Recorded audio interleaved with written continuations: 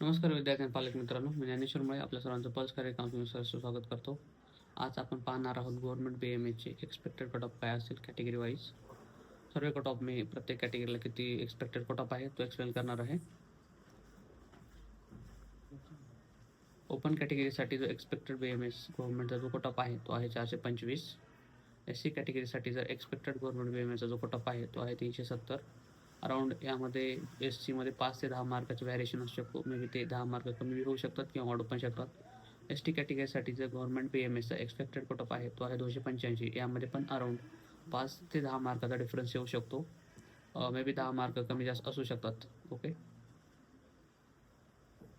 त्यानंतर वेजी कॅटेगरीसाठी जर पाहिलं तर गव्हर्नमेंट BMSचा एक्सपेक्टेड कट ऑफ जो आहे तो 416 आहे. यामध्ये अराउंड 15 मार्काचा डिफरन्स येऊ शकतो वेजी कॅटेगरीमध्ये.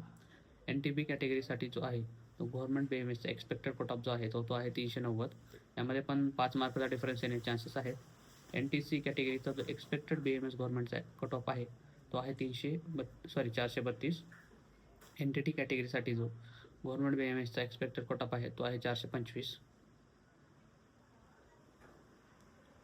OBC कॅटेगरीसाठी जर पाहिला तर गव्हर्नमेंट BMSचा एक्सपेक्टेड जो कट ऑफ आहे तो आहे 428.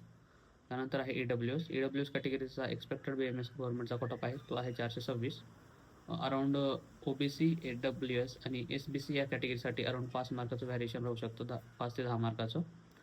SBC कॅटेगरीसाठी जो आहे गव्हर्नमेंट BMSचा एक्सपेक्टेड कट ऑफ तो आहे 426.